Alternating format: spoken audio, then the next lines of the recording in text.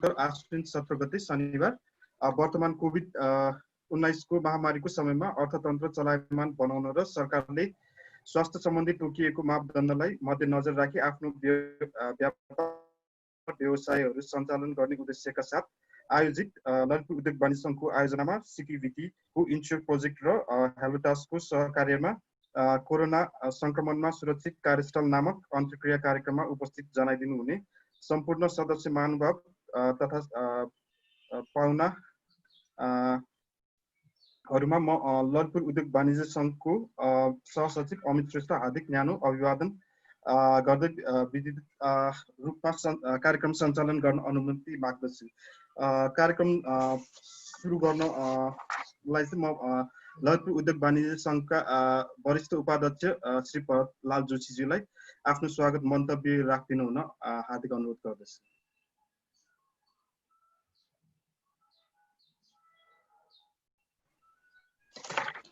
धन्यवाद अमित।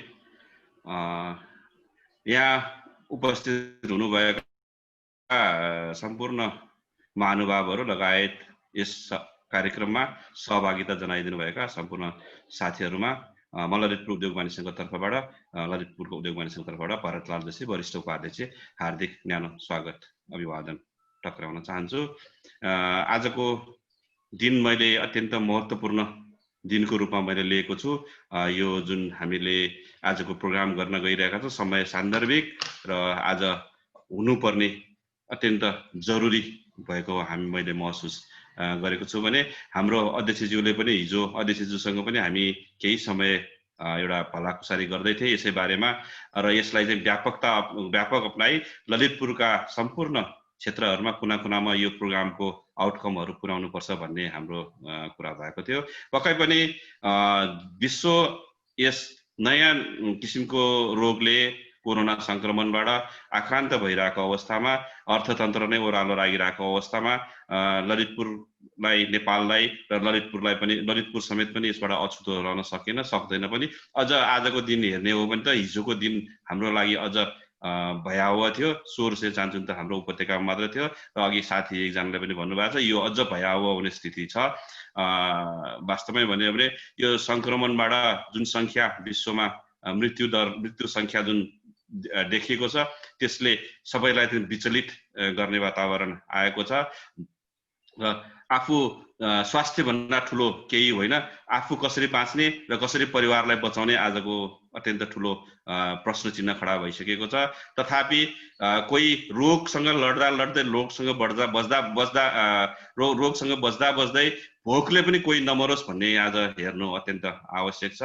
यसै सन्दर्भमा कोरोनासँग अब डराएर घरभित्र लुकेर बस्ने अवस्था अब छैन, किनभने यसले प्यारालालले अर्को समस्या के जन्माउँछ भन्दाखेरि आर्थिक चलायमान भएन र आर्थिक गतिलाई हामीले एटलिस्ट तल ओह्राल्नबाट मात्र रोक्न सक्यौँ भने पनि हामीले केही समयपछि आर्थिक गतिलाई अझ माथि पुर्याउनलाई प्रयास गर्नेछौँ। तर आजको दिन जुन आर्थिक गति देशमा देखिएको छ, आर्थिक गति जुन देशमा देखियो त्यो अलि उदेक लाग्दो छ। सम्पूर्ण व्यवसायहरू नै बन्द भएको अवस्थामा र सबै साथीहरूको यो बहाल कसरी तिर्ने, यो रोजगारीलाई कसरी चाहिँ कन्ट्रोल गर्ने र ब्याज कसरी तिर्ने, कर कसरी तिर्ने भन्ने कुरा सबैलाई चिन्तित बनाइरहेको अवस्थामा अब हामीले यस व्यवसायलाई एटलिस्ट आर्थिक विकास गर्न नसके पनि कमसेकम यसको तल गएर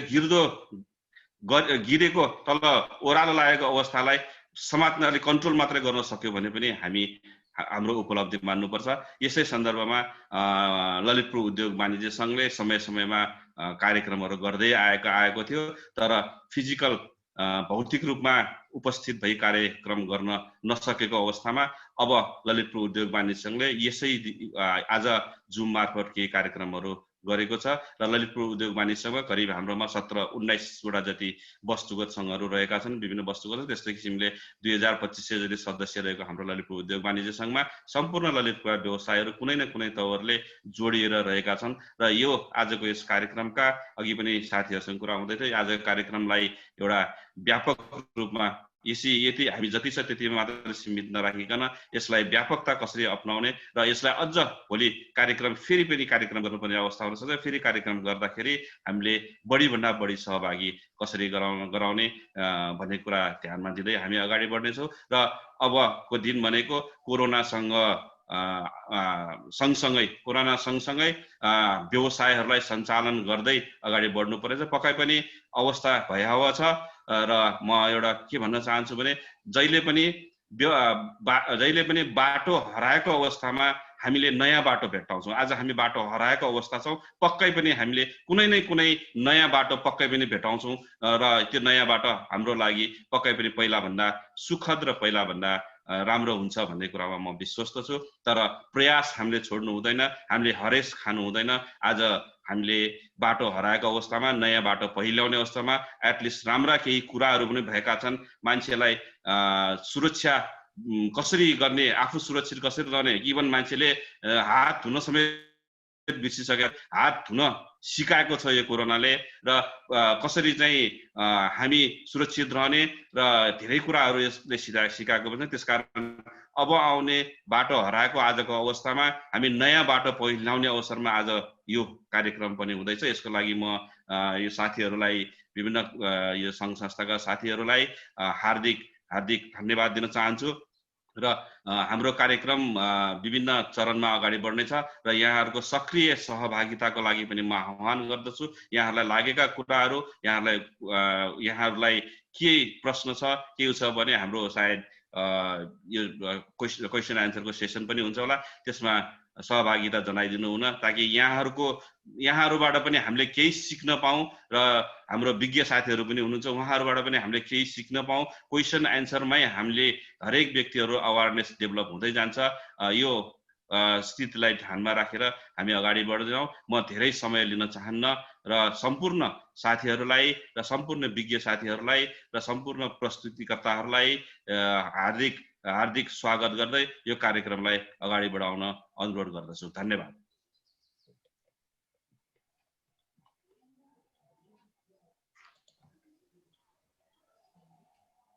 अमित सरको म्युट छ। अमित सर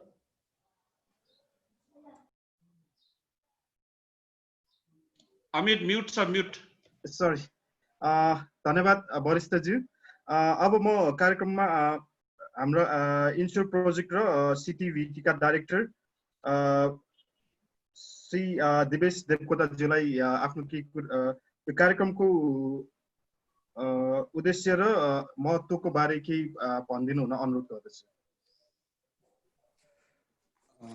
हुन्छ, धन्यवाद सर। अलिकति कार्यक्रमको बारेमा Lalitpur chamber of commerce and इन्डस्ट्रिजका सिनियर भाइस प्रेसिडेन्ट सरले भनिसक्नु भएको छ। मेन अब अहिले हामीले जुन पेन्डेमिक लामै समय रह्यो र अझै लामो हुने सम्भावना पनि देखिएको छ, प्रोजेक्सनहरूले त्यस्तो देखाएको छ। देखाउँदै पनि अलिकति यसलाई चाहिँ पेन्डेमिक फ्रेन्डली भएर हामी चाहिँ इकोनोमिक एक्टिभिटीमा चाहिँ फर्किन पर्छ भन्ने हिसाबका कुराहरू भइरहेको छ र गभर्मेन्टको लेभलमा पनि अलिकति त्यसलाई चाहिँ खुकुलो बनाउँदै गएको कन्डिसन र इन्डस्ट्रीहरू चाँडै सुचारू हुने सम्भावना हामीले देखिरहेका छौँ। यही सन्दर्भमा आयोजना गर्न लागि यो सेफर वर्क प्लेस सम्बन्धी वेबिनारमा आयोजक संस्था Lalitpur chamber of commerce and इन्डस्ट्रिजका सिनियर भाइस प्रेसिडेन्ट ज्यू, अन्य ललितपुरमा उद्योग कल कारखानाहरू सञ्चालन गरेर बस्नुभएका र उद्योग व्यवसायसँग जोडिनुभएका, प्रत्यक्ष अप्रत्यक्ष जोडिनुभएका र रोजगार प्रदायक संस्था, सम्पूर्ण संस्था र प्रतिष्ठानका सदस्यहरू, इन्स्योर परियोजना टेक्निकल सपोर्ट युनिटका चाहिँ टिम लिडर सुभाष सुवेदी लगायतका सम्पूर्ण साथीहरू र विशेष गरी हाम्रो कोभिड-19 सिरिज अफ वेबिनारहरूमा चाहिँ एक्सपर्टको रूपमा चाहिँ आफ्नो विज्ञता चाहिँ सेयर गरिराख्नुभएका दिनेश शाहज्यू लगायतका सम्पूर्ण पार्टिसिपेन्ट मित्रहरूलाई म हार्दिक स्वागत गर्न चाहन्छु इन्स्योर परियोजनाको तर्फबाट। र हामी इन्स्योर परियोजना आज हामी उद्योग व्यवसाय सञ्चालन गरिराख्नुभएका पदाधिकारी लगायत व्यवसायी प्रतिष्ठानका व्यक्तित्वहरूसँग कसरी जोडिन गयौँ भन्ने कुरो पनि एउटा महत्त्वपूर्ण कुरा जस्तो लाग्छ। र यही सन्दर्भमा मैले 1 मिनेट 2 मिनेट लिन चाहेँ। यो इन्स्योर परियोजना नेपालमा प्रशस्तै धेरै किसिमका चाहिँ टेक्निकल एजुकेसन र तालिमसँग सम्बन्धित परियोजनाहरू आए, हामीले बिहेर्यौँ। र मेरो 25 वर्ष सिटिभिटीको कार्य अवधिमा यस्ता परियोजना धेरै आए। तर अहिले इन्स्योर परियोजनाले चाहिँ एउटा यो चाहिँ नेपाल सरकार र स्विस सरकारको चाहिँ बाइलेटरल एग्रिमेन्टबाट चाहिँ तय भएको एउटा कार्यदिशा निर्धारण गरिएको परियोजना हो। र यसको इम्प्लिमेन्टेसन सिटिभिटीले गर्छ भने टेक्निकल सपोर्ट हेल्भिटासले गर्छ। र यसमा मेजर कम्पोनेन्ट भनेको ट्रेनिङ, ड्युअल बेट, उद्योगमा आधारित तालिमहरू सञ्चालन गर्ने जो प्रत्यक्ष सम्मानित रोजगारीमा जान सकुन्। र अर्को सेफर वर्क प्लेस को बारेमा पनि हाम्रो प्रशस्त कार्यक्रम यसमा थियो। र यो safer work place occupational health and safety भन्थ्यौँ हामी। अब हामीले यसलाई कन्भर्ट गरेर पेन्डेमिक यो कोभिड-19 आइसकेपछि हामीले वर्क प्लेसलाई कसरी सुरक्षित गर्न सकिन्छ त भनेर यसलाई अलिकति फोकस गरेर गइरहेको स्थितिमा हामीले यो वेबिनारहरू गरिरहेका छौँ। र अब यो भन्दै गर्दाखेरि हामीले सिटिभिटी ले इम्प्लिमेन्ट गर्छ, हेल्भिटासले यसलाई टेक्निकल सपोर्ट गर्छ, नेपाल सरकार र चाहिँ स्विस सरकारको बिचमा यो बाइलेटरल एग्रिमेन्ट भएर काम गरिरहेछ। र पब्लिक बडीहरू, इन्डस्ट्रिजहरू अथवा जब प्रोभाइडर संस्थाहरू र तालिम लिने विभिन्न सेवा लिन, तालिम लिन र रोजगारीका खोजीमा रहेका 3 तहका चाहिँ एउटा समूहहरूको मिश्रण चाहिँ यो प्रोजेक्ट हो। र यहाँभन्दा अगाडि हामीले इन्डस्ट्रीसँग प्रत्यक्ष इन्भल्भमेन्टमा काम गर्न पाइरहेका थियौँ। र यो प्रोजेक्ट चाहिँ इन्डस्ट्रीहरूको अहम भूमिका खेल्ने मेन प्रोजेक्ट भएको कारणले गर्दा यो कोभिडसँग सम्बन्धित वेबिनार मात्रै नभएर फेरि हामी, म सिनियर भाइस प्रेसिडेन्ट सर यहाँ हुनुहुन्छ, तालिमलाई कसरी चाहिँ व्यवस्थित गर्ने, कस्ता किसिमका तालिमहरू आवश्यकता पर्छ र इन्डस्ट्रीमा चाहिँ इन्डस्ट्रीको पनि प्रोडक्टिभिटी बढाउने, कस्टको लागतलाई चाहिँ प्रोडक्सनसँग कसरी चाहिँ हामीले समायोजन गर्न सकिन्छ भन्ने किसिमका कुराहरू पनि बिस्तारै यसलाई चाहिँ अलिकति माइल्ड भएपछि बसेर छलफल गरौँला। र हामीले चाहिँ विभिन्न एसोसिएसनहरूसँग एमओयू पनि गरेका छौँ। स्थिति के छ र सहकार्य गर्ने बाटोहरू प्रशस्त खुलेको अवस्था छ। र यसमा मैले अरू कुरा अहिले मैले जान्न चाहिन्न, पार्टिसिपेन्ट्सहरू एकदम कम हुनुभयो, यो स्वाभाविकै हो। अब हामी एसोसिएसनका चाहिँ अलिकति बुझेको र माथिल्लो तहका चाहिँ पदाधिकारीहरू बढी छौँ र यसलाई अलिकति डिसिमिनेट गर्ने र तल्लो तहसम्म पनि यसलाई चाहिँ लानुपर्ने देखिया छ। र यसलाई अलिकति हामीले फेरि पनि रिपिट गर्न सकिन्छ। अहिले हामीले सिरिज अफ गरिरहेका छौँ। यहाँहरूको डिमान्ड भयो भने हामी फेरि सहकार्य गरेर अलिकति ठुलो पपुलेसनमा पनि लानुपर्ने हुनसक्छ। यति भन्दै मैले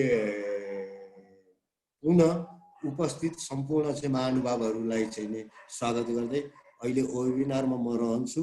अब अहिले मैले भन्ने कुराहरू मैले टुङ्गाएँ। धन्यवाद। हस्, नमस्कार।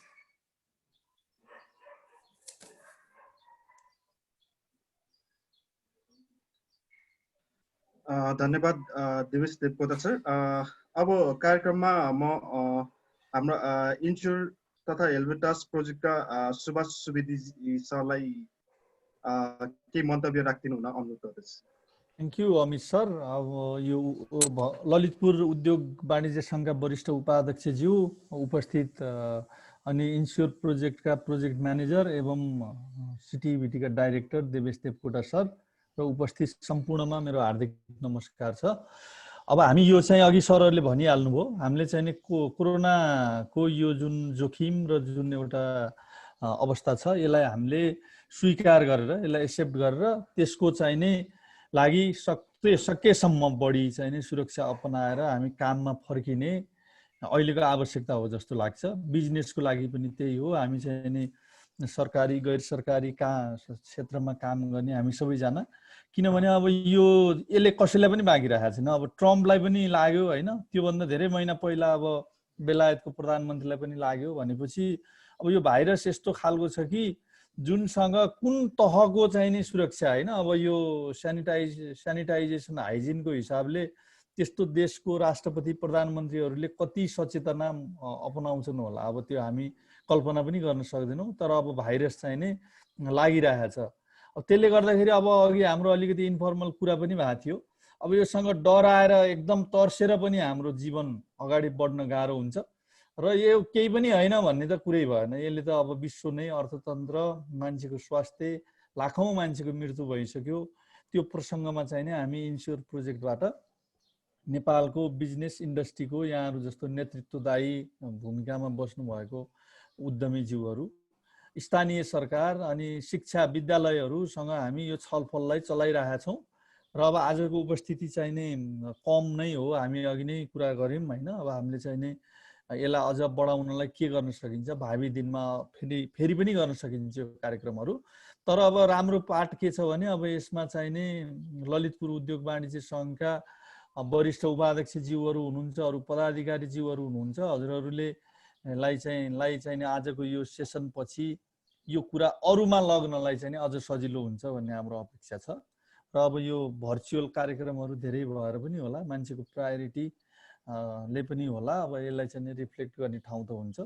अब दिनेश शाह सर चाहिँ एकदम यसमा विज्ञ नै हुनुहुन्छ। उहाँले हामीलाई सुरुदेखि लकडाउनको सुरुवातदेखि नै सघाउँदै आउनु भएको छ र उहाँले प्र्याक्टिकल खालका सोलुसनहरू पनि दिनुहुन्छ। उहाँको तरिका मलाई पर्सनल्ली पनि एकदम मनपर्छ। त्यसले गर्दाखेरि अब मेरो विचारमा प्रस्तुतिकरण र छलफलमा अगाडि बढौँ। म पनि यो पुरा समय कार्यक्रममा बस्छु र अरू कुराहरू छलफलका क्रममा केही आयो भने अनि हामी छलफल गरौँला। अहिले म यतिमै टुङ्ग्याउन चाहन्छु। धन्यवाद, नमस्कार। धन्यवाद सुभाष सर। अब कार्यक्रमको मुख्य भाग भनेको हाम्रो OHS एक्सपर्ट श्री दिनेश प्रसाद शाह सरको प्रेजेन्टेसनमा लाग्छौँ। धन्यवाद अमितजीलाई धन्यवाद। उपस्थित सबैजनामा नमस्कार मेरो। म आज धेरै खुसी छु कि म ललितपुरवासी, ललितपुरको उद्योग वाणिज्य सङ्घको लागि चाहिँ मैले चाहिँ यो प्रेजेन्टेसन गर्दैछु आज। म क्यारियर आफ्नो सुरुवाती दौरानमा पनि म 12-13 वर्ष चाहिँ मगलबजार एरियामा बसेको, अहिले स्थायी घर चाहिँ म महालक्ष्मी इमाडोलमा बनाएर बसिरहेको 7-8 वर्षदेखि। र म यहाँ चाहिँ सबै थोक आफ्नो गृह जिल्ला सिराहाबाट चाहिँ सब थोक ट्रान्सफर गरेर मैले चाहिँ ललितपुरवासी भइसकेको अवस्थाले ललितपुरमा मैले चाहिँ केही बोल्न पाउँदाखेरि धेरै खुसी लागेको छ। ललितपुरमा केही भइरहेको अवस्था या यो यहाँ सङ्क्रमितहरू बढिरहेछ मलाई पनि धेरै चिन्ता लागेको छ। र यसमा मैले आज केही गर्न पाउनु, केही चाहिँ भन्न पाउनु, आफ्नो चाहिँ केही जाने कुराहरू चाहिँ यहाँहरूलाई भन्न पाउनु चाहिँ मेरो चाहिँ एकदमै सौभाग्यको कुरा ठान्छु। र यसको लागि चाहिँ इन्स्योर प्रोजेक्ट र ललितपुर च्याम्बरलाई चाहिँ पनि धन्यवाद दिन चाहन्छु। र म आफ्नो कुरा सुरु गरेँ। मेरो धेरै इन्फर्मल कुरामा हामी भन्दै आइरहेको, म यो पहिलो फोटो चाहिँ मैले इन्टेन्सनली यहाँ राखेको छु। वास्तवमा हामी आफ्नो जीवनयापन गर्नलाई आफ्नो बिजनेस व्यवसाय आफ्नो काम चाहिँ गर्नु पर्यो। तर अहिले महामारी भइरहेको बेलामा, कोभिड-19 को महामारीको बेलामा हामी के सम्झिनुपर्छ भने हामी सँगसँगै कोरोना पनि छ। कोरोना भाइरसबाट सङ्क्रमित व्यक्ति पनि हामी सँगसँगै छ। हामी सँगै बसेर हामी आफ्नो जीवनयापन गर्नु छ। त्यसैले चाहिँ हामी यसबाट चाहिँ सँगसँगै त जाने, तर बचेर जानु पर्यो। त्यसैले बच्नु ठुलो कुरा हो। र यसमा चाहिँ म सुरुमै के यहाँहरूलाई निवेदन गरेँ भने अहिलेसम्म जति पनि भाइरसबाट दुनियाँमा चाहिँ महामारी आइरहेको या सङ्क्रमण फैलिएको अवस्थामा हेर्दाखेरि यो सबभन्दा कमजोर भाइरस भनेर देखिया छ। तर यो सबभन्दा कमजोर भाइरसले पनि यस्तो स्थिति क्रिएट गरिदिएछ, हाम्रो चाहिँ अर्थतन्त्र नै डमाडोल गरिदिएछ, प्रत्येक मान्छे हामी त्रसित छौँ। त्यो चिजहरू भइरहेको अवस्था छ। त्यसैले यसबाट चाहिँ हामीले बच्नलाई धेरै अध्ययन अनुसन्धान भइसकेका छ। यसबाट कसरी बच्न सकिन्छ भनेर त्यो अध्ययन अनुसन्धानबाट आएको चिजहरूलाई प्र्याक्टिकली आफ्नो चाहिँ व्यावहारिक रूपमा कसरी लागू गर्न सकिन्छ, या आफ्नो कार्यस्थलमा, आफ्नो घरमा कसरी लाग्न सकिन्छ, आफ्नो उद्योगमा कसरी लागू गर्न सकिन्छ, त्यसको बारेमा म चाहिँ अलिकति कुराहरू आज चाहिँ धेरै छलफल गर्नेवाला छु।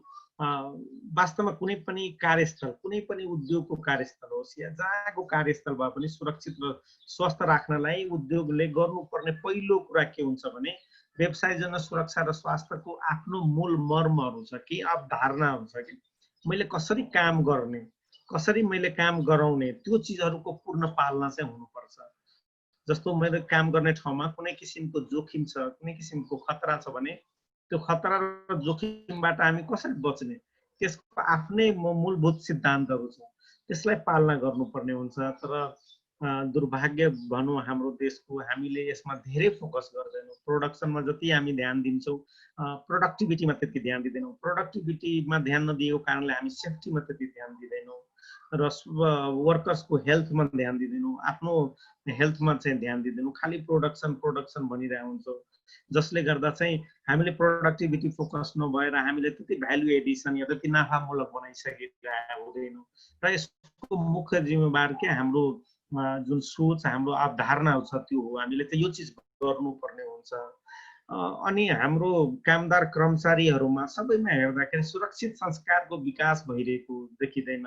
बारम्बार भन्नुपर्ने खोइ 3 मार्क्स लगाएको छैन, बारम्बार भन्नुपर्ने खोइ पन्जा लगाएको छैन। त्यसैले यो चिजहरू के हो भने कुनै चिज एकचोटि हामीले थाहा पाइसक्यो, अहिले कोभिडको महामारी छ, यसले मार्क्सले बचाउँछ भन्ने मलाई थाहा छ भने कसैले भन्नु पर्दैन मलाई मार्क्स लगाउनलाई, आफै गर्नुपर्ने हो। त्यो सुरक्षित संस्कारहरूको विकास हाम्रोमा नभइसकेको कारणले पनि यो चिजहरू अलिकति विडम्बनाहरूले गर्दा महामारी चाहिँ धेरै रूपमा फैलिरहेको अवस्था चाहिँ छ। यसलाई चाहिँ अलिकति हामीले विचार गर्नुपर्छ।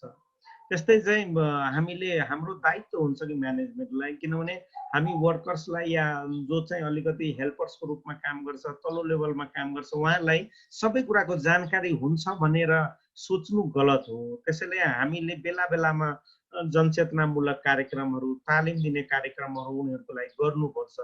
त्यसले गर्दा हामीलाई नै फाइदा हुन्छ कि उसले चाहिँ तपाईलाई उत्पादकत्व राम्रो गरेर दिन्छ, क्वालिटीको प्रोडक्ट बनाएर दिन्छ, हामीलाई क्वालिटीको सर्भिस गरेर दिन्छ हामीलाई। त्यसैले चाहिँ त्यसमा पनि हाम्रो धेरै कमजोरी छ। हामी न कुनै सेड्युल मिटिङ गर्छौँ, न सेड्युल कुनै चाहिँ अवेरनेस प्रोग्राम गर्छौँ, न सेड्युल ट्रेनिङ गर्छौँ आफ्नो कार्यस्थलमा। खालि यो आयो, स्टक गरिदियो, यो चाहियो मलाई, यो उत्पादन गर, तर हामी बाँकी कुराहरू चाहिँ उसलाई चाहिँ सिकाउँदैनौँ, जसले गर्दा पनि यो महामारीहरू जस्ता चिजले गर्दा हामीलाई चाहिँ धेरै फरक पार्ने स्थितिहरू क्रिएट गर्छ। हाम्रै कामदार कर्मचारीहरूमा हेऱ्यो भने आफ्नो व्यक्तिगत स्वास्थ्यमा त्यति ध्यान दिएको देखिँदैन। हेर्दाखेरि नै दैनिक नुहाएको जस्तो देखिँदैन, दैनिक कपाल काट्नुपर्ने देखिँदैन, नङ काट्नुपर्ने देखिँदैन, साबुन पानीले हात धुनुपर्छ भने पनि भन्नुपर्ने, बाथरुम गइसकेपछि पानी खनाउनु पर्छ पनि भन्नुपर्ने, त्यो चिजहरूले गर्दा पनि यो स्थितिहरू क्रिएट भयावह स्थितिमा कार्यस्थलमा देखिन्छ। यो चिजहरूमा सबैमा हामीले सुधार गर्नुपर्ने हुन्छ सुरक्षित कार्यस्थलहरूको लागि, होइन। त्यस्तै चाहिँ कुनै पनि उद्योग परिसरमा, उद्योगभित्र म छिरिसकेपछि के गर्न पाउने, के गर्नु नहुने स्पष्ट दिशानिर्देश कतै पनि राखिएको देखिँदैन क्या। त्यसैले त्यसको जानकारी पनि हुँदैन। त्यसैले चाहिँ एउटा भिजिटर्स म गए, मैले के गर्न पाउने र के नगर्न पाउने सूचना हुनु पर्थ्यो। हाम्रै उद्योगको कामदार कर्मचारीले के गर्न पाउने, यहाँ थुक फाल्नु हुँदैन, यहाँ चुरोट खानु हुँदैन, त्यस्तो चिजहरू चाहिँ पनि भइरहेको अवस्था नदेखेपछि सुरक्षित कार्यस्थलहरूको परिकल्पना गर्न गाह्रो चिजहरू हो। त्यसैले यो चिजहरू चाहिँ र सुरुमा यो अहिले म भनौँला तपाईँहरूलाई, हामीले श्रम ऐन 2075-74 मा बनाउँदा नै त्यति बेला हामीले परिकल्पना गरिसकेका थियौँ कि सरुवा रोगहरू आउन सक्छ, कुनै कम्युनिटीहरू डिजिज आउटब्रेक हुन सक्छ।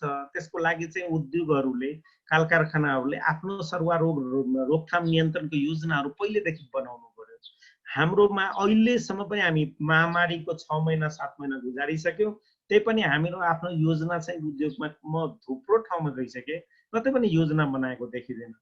म एउटै उद्योगमा गयो भने 5 थरीको मास्क लगाएको देख्छु, 4 थरीको सेनिटाइजर देख्छु।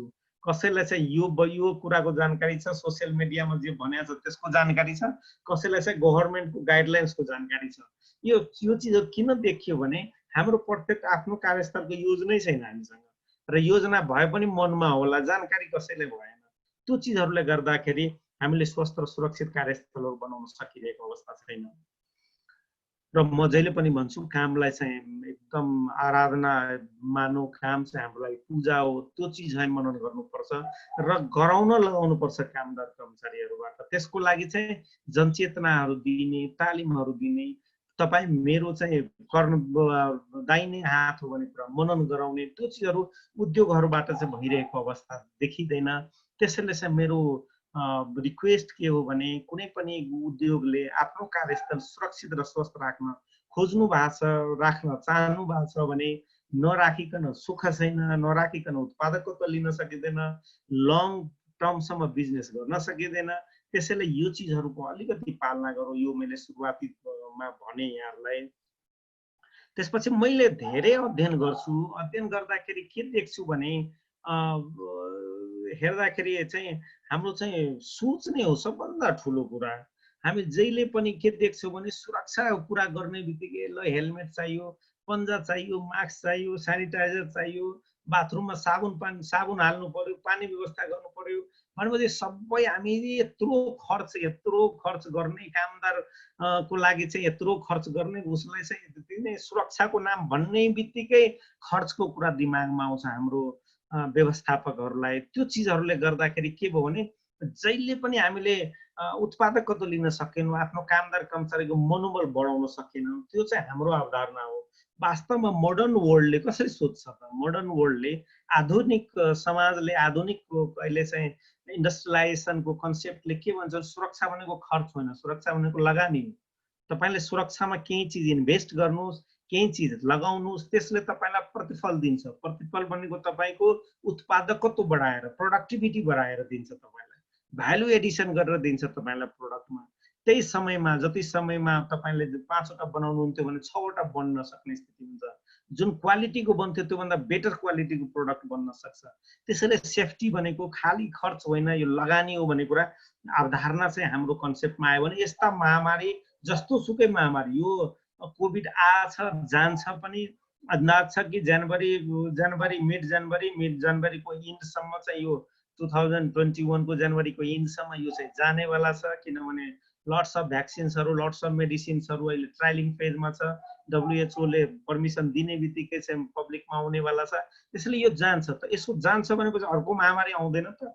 अर्को पनि आउन सक्छ, किनभने क्लाइमेट चेन्ज भइरहेछ, जलवायुको परिवर्तनहरू भइरहेछ, लुकी छिपीको भाइरसहरू बाहिर एक्सपोज भइरहेछ, एनिमलमा सर्भाइभ गरेको भाइरसहरू त्यो मान्छेमा सर्भाइभ गर्न सक्ने स्थितिहरू छ।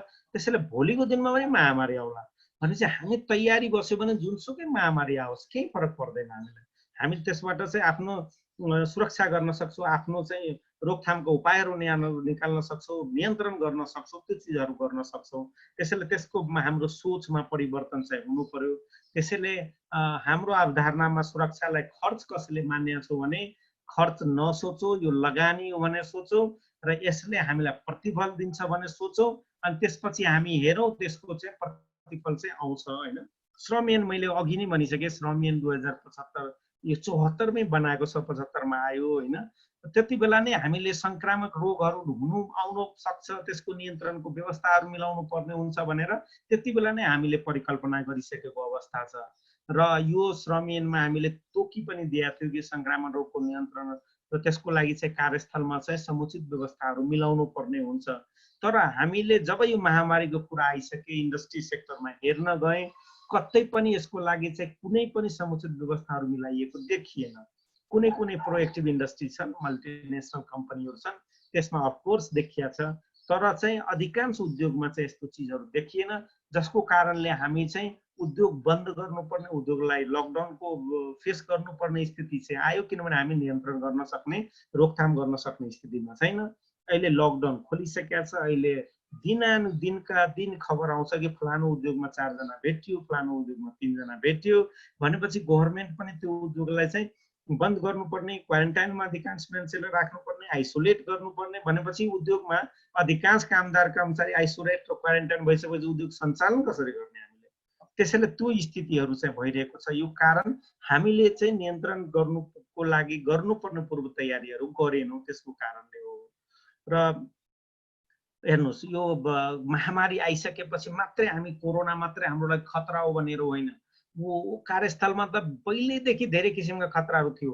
आवाज बढी थियो, केमिकल्सबाट हामीलाई खतरा थियो, धुलोबाट खतरा थियो, मेसिनमा काटिएला भन्ने डर थियो, बाथरुमबाट गनाएर त्यहाँबाट चाहिँ किरा फट्याङ्ग्रा आएर ब्याक्टेरिया आएर हामीलाई केही लगाउला भन्ने थियो, काम गर्दा गर्दा ढाड दुख्ने थियो, हात दुख्ने थियो, औँला दुख्ने थियो, थाई दुख्ने थियो, के थियो, आँखा दुख्ने थियो, सबै थोक भएकै हो। हामीलाई पुरै कामको तनावहरू थियो, त्यो सबै खतरा छँदै थियो।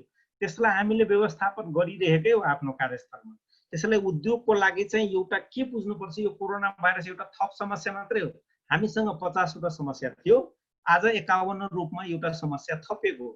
जसरी हामी 50वटा समस्यालाई व्यवस्थापन गर्यो, हामीले राम्रोसँग व्यवस्थापनको प्रणालीहरू प्रयोग गर्यो भने यो चिजलाई पनि राम्रोसँग व्यवस्थापन गर्न सक्छौँ भन्ने कुरा उद्योगहरूले चाहिँ बुझ्नुपर्ने हुन्छ हैन। यो महामारीमा चाहिँ हामीले अब कोरोनाको कन्सेप्टमा हो, कोरोना चाहिँ हो के भनेर हाम्रो कार्यस्थलमा या हाम्रो समाजमा के छ भने विभिन्न थरीका मान्छेहरू अहिले चाहिँ यहाँले हेर्न पाउनुहुन्छ।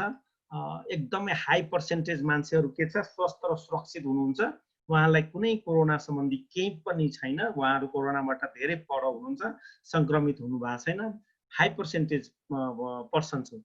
केही पर्सेन्टको मान्छेहरू, केही व्यक्तिहरू हामी चाहिँ एसिम्प्टोमेटिक छौँ, अलिकति मेडिकल टर्मिनोलोजी एसिम्प्टोमेटिक भनेको के हो, हामी संक्रमित चाहिँ भइसकेका छौँ तर हाम्रो इम्युन सिस्टम र हाम्रो अलिकति आफ्नो डिफेन्स सिस्टमहरू यति राम्रो छ कि हाम्रोमा कुनै लक्षणहरू देखाएन। त्यसले लक्षण नदेखाउँदाखेरि के हुन्छ भने यस्ता मान्छेहरू ट्रेसिङमा पढ्यो भने पिसिआर टेस्ट गरायो भने पोजिटिभ आउन सक्छ, तर ट्रेसिङमा पढेन भने उसलाई थाहा पनि हुँदैन मलाई कहिले लाग्यो कहिले ठिक भयो।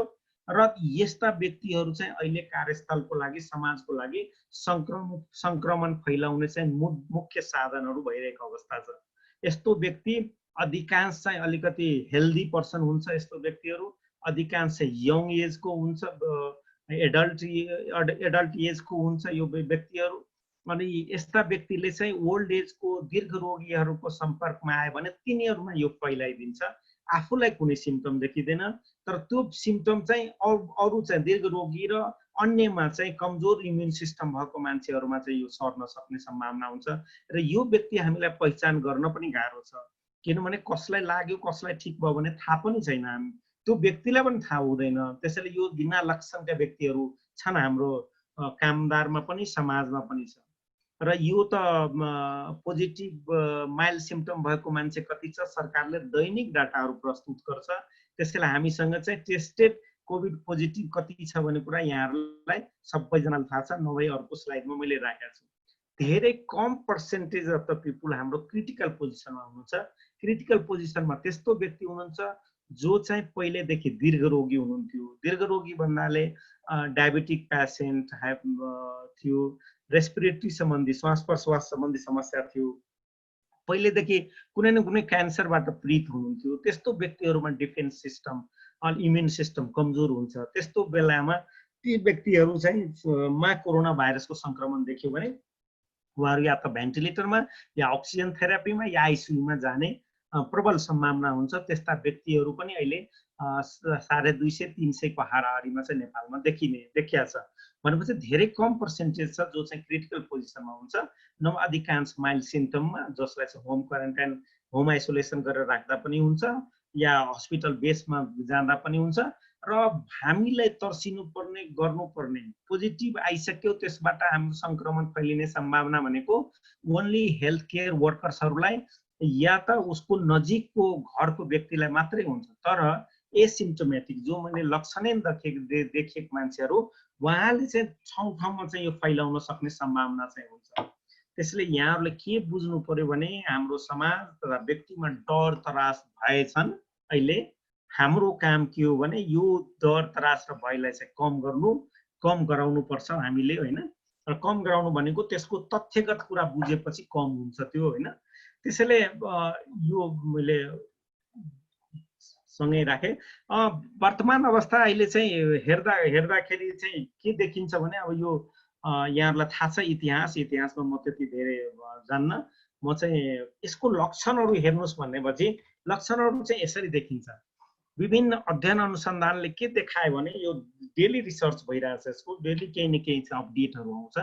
हिजोसम्मको अपडेट यहाँहरूले के बुझ्नु पर्यो भने यसको सामान्य लक्षणहरू के हो भने ज्वरो आउने, ज्वरो भनेको 100.4 डिग्री फारेनहाइट भन्दा बढी ज्वरो आउने भनेपछि सामान्य ज्वरो चाहिँ कोभिड नहुन पनि सक्छ, त्यस्तो चाहिँ बुझ्नु पर्यो।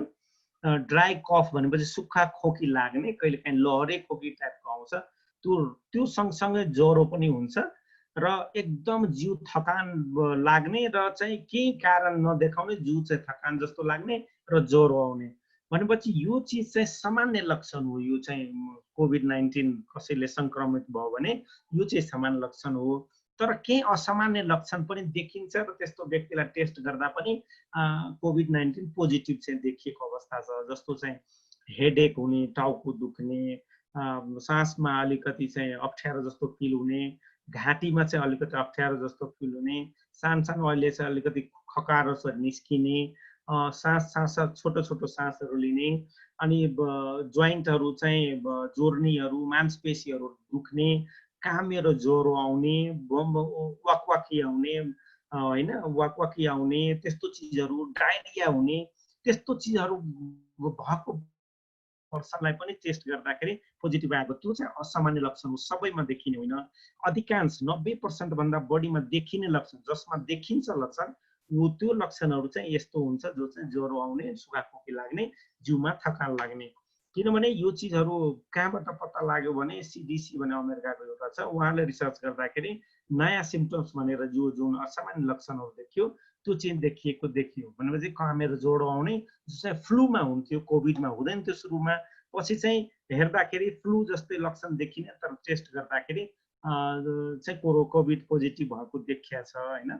त्यसैले यी असामान्य लक्षणमा अलिकति केही व्यक्तिहरूलाई एकदमै कम पर्सेन्टेज व्यक्तिलाई के देखिन्छ भने स्मेल नहुने, भनेपछि गन्ध नथाहा पाउने, स्वाद नथाहा पाउने, त्यस्तो पनि हुन्छ र टेस्ट गर्दाखेरि पोजिटिभ देखिएको अवस्था चाहिँ छ। र यो संक्रमण हुन्छ कसरी भनेर यहाँहरूले चाहिँ के बुझ्नु पर्यो भने संक्रमण कसरी हुन्छ, कोही संक्रमित व्यक्तिले बोल्यो, हाछु गर्यो, खोक्यो भनेपछि के हुन्छ भने त्यसको मुखबाट केही थुकको छिट्टाहरू चाहिँ बाहिर निस्किन्छ। संक्रमित छ भने, संक्रमित नभएको मान्छेको छिट्टा पनि निस्किन्छ, त्यसमा भाइरस हुँदैन। संक्रमित व्यक्तिहरूको मुखबाट जुन निस्किने छिट्टाहरू छ त्यसमा भाइरसहरू विद्यमान हुन्छ, भाइरसहरू भइरहेको हुन्छ। त्यो व्यक्तिले सामान्य बोल्दा, सामान्य खोक्दा, सामान्य हाँचो गर्दाखेरि खुल्ला हावा छ भने 2 मिटरसम्म जान सक्ने सम्भावना चाहिँ हुन्छ। त्यसैले 2 मिटर भौतिक दूरी कायम राख्नुपर्छ भन्न खोजेको कारण त्यो हो। त्यसैले त्यो व्यक्तिले खोक्यो, हाँचो गर्यो, संक्रमित व्यक्तिले, अनि 2 मिटरसम्मको व्यक्ति कोही व्यक्ति सम्पर्कमा आछ भने त्यसको अनुहार, त्यसको जिउमा गएर त्यो थुकको थोपाहरू चाहिँ झर्न सक्छ, जहाँबाट त्यो अर्को व्यक्तिमा संक्रमण हुन सक्छ। तर मानौ कोही पनि थिएन त्यहाँ, अनि के भयो त त्यो भाइरसको कणहरू चाहिँ थुक सँगसँगै गएको के भयो भने झर्यो।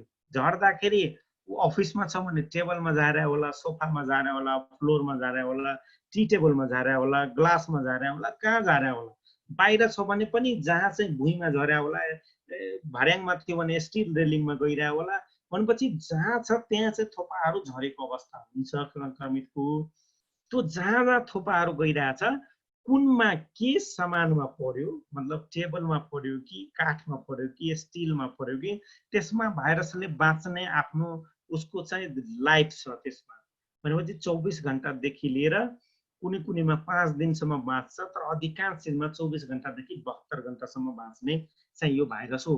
त्यसैले आज कोही अहिले खोकेर गएको छ भने 3 दिनपछि पनि त्यो थोक जहाँ चाहिँ छिट्टा परेको छ त्यहाँ गएर हाम्रो हात पुग्न गयो भने हाम्रो हातमा त्यो भाइरस जान्छ। हात फेरि हामीले चाहिँ अनुहारमा एरियामा चाहिँ कतै गएर छोइदियो भने यो अनुहारबाट हाम्रो 3वटा माध्यमबाट चाहिँ शरीरभित्र प्रवेश गर्छ। 3वटा माध्यमबाट आँखाबाट प्रवेश गर्छ, नाकको श्वास प्रश्वास माध्यमबाट प्रवेश गर्छ र मुखबाट प्रवेश गर्छ। भनेपछि यो चाहिँ के हो भने म्युकस मेम्ब्रेनबाट प्रवेश गर्ने यसको चाहिँ मुख्य चाहिँ प्रवेश गर्ने द्वार हो यसको। कोही व्यक्ति हाँचो गर्यो भने के हुन सक्छ भने 2 मिटरसम्म जान्छ। यसमा चाहिँ कोही व्यक्ति खोक्दा हाँचो गर्दाखेरि सानो थोपा ठुलो थोपा सानो थोपा निस्किन्छ। ठुलो थोपाहरू तुरन्तै नजिकै झरिहाल्छ, तर सानो सानो थोपा चाहिँ धेरै टाढासम्म जान्छ। यदि कुनै ट्रेनिङ हलमा हुनुहुन्छ या कुनै यस्तो अफिसमा हुनुहुन्छ जहाँ चाहिँ एसी कन्ट्रोल छ या बाहिरको हावाहरू ओहोर दोहोर भइरहेछन्, एकदम क्लोज रुम छ भने त्यहाँ चाहिँ खोकेको मान्छेको छिट्टाहरू चाहिँ 6 मिटरसम्म पर गएको पनि देखिन्छ। त्यसैले अहिले कोभिडको टाइममा हामी सामान्य सिद्धान्त के बनाइदिएका छौँ भने सकेसम्म एसीको प्रयोग नगर्ने, झ्यालहरू खोलेर राख्ने, खुल्ला हावाको ओहोर दोहोर हुन दिने, भेन्टिलेसनहरू चलाउने। भनेपछि कोठाबाट आफ्नो कार्यस्थलबाट पङ्खाले यसरी हावा तान्दियोस् कि कोठाको हावा चाहिँ सर्कुलेट भइरहेको होस्। त्यस्तो बेलामा के हुन्छ भने भित्र कुनै किसिमको संक्रमितहरूले भाइरस चाहिँ छोडेको अवस्था छ भने, त्यो यदि एयरमा गएको अवस्था छ भने त्यो भेन्टिलेसनले बाहिर फालिदिन्छ र त्यो ठाउँ चाहिँ अलिकति सेफ हुन जान्छ। त्यो चाहिँ अहिले सामान्य सिद्धान्तहरू लगाइरहेको अवस्था छ। अब यहाँहरूले थाहा पाउनु भएको छ, यो चाहिँ दैनिक रेकर्ड हेर्नुभयो होला, नेपालमा कति के छ, के भइरहेछ भन्ने कुरा चाहिँ बुझ्नुपर्छ। हेर्दाखेरि के छ भने हाम्रो 60,000 रिकभर भइसक्यो, 82,000 टोटल केस थियो भनेपछि हाम्रो हेर्दाखेरि के देखिन्छ भने 22,000 चाहिँ हाम्रो चाहिँ एक्टिभ केसहरू चाहिँ अहिले देखिरहेको अवस्था छ। 22,000 एक्टिभ केस चाहिँ हाम्रो नेपालभरिको केस हेर्दाखेरि 22,000 एक्टिभ केस चाहिँ अहिले कोरोनाको कोही होम आइसोलेसनमा हुनुहुन्छ, कोही हस्पिटलमा हुनुहुन्छ, कोही भेन्टिलेटरमा हुनुहुन्छ, कोही आइसियुमा हुनुहुन्छ, त्यस्तो अवस्था छ। हिजोको मात्रै डेट हेर्दाखेरि 2722 जना पुरै देशमा चाहिँ देखियो, जो चाहिँ अहिलेसम्मको सबभन्दा बढी हो भन्ने कुरा बुझ्नु पर्यो। तर हिजो रिकभरी हेर्दा पनि राम्रै रिकभरी छ, हिजोको रिकभरी पनि 3307 जना, तर हिजो डेथ हेर्दाखेरि 11 जनाको डेथ भएको अवस्था छ। भनेपछि हामीले के बुझ्छौँ भने अलिकति हाम्रो देशमा चाहिँ यो संक्रमण अहिले एकदमै ठुलो रूपमा फैलिरहेको अवस्था छ। जब यसलाई हामी भ्यालीवासी काठमाडौँ भ्यालीमा तुलना गरिदियो भने 2722 मध्ये त हेर्दाखेरि 1638 जना त खाली चाहिँ काठमाडौँको केस हो, काठमाडौँ भ्यालीको केस हो, जसमा चाहिँ काठमाडौँमा 1280 जना, हिजोको केस मात्रै 196 जना भक्तपुरमा र हाम्रै ललितपुरवासीहरू हाम्रो चाहिँ दाजुभाइहरू बहिनीहरू चाहिँ 162 जना चाहिँ हाम्रै ललितपुरमा पनि यो केस देखिया छ। र यो टोटल केस हेर्दाखेरि 26,541 त काठमाडौँमा भ्यालीमा चाहिँ देखिरहेको अवस्था चाहिँ छ। भनेपछि यसले के देखाउँछ भने हामीले 2700मा 1600 ठाउँ लिइरहेको छौँ भनेपछि 50% भन्दा पनि बढी चाहिँ हाम्रो भ्यालीमा चाहिँ देखिने गरेको छ। यसको कारणहरू चाहिँ अहिले हामी केलाउँला, यो कारणहरू के छ भन्ने कुराहरू होइन। र यसबाट हामी रोक्न सकेनौँ भने अलिकति चाहिँ यो चाहिँ अझै पनि यसको रेटहरू चाहिँ बढ्दै जान्छ, किन यसको सामान्य सिद्धान्तहरू पनि मानेनौँ भने यो रेटहरू बढ्दै जाने अवस्था चाहिँ छ।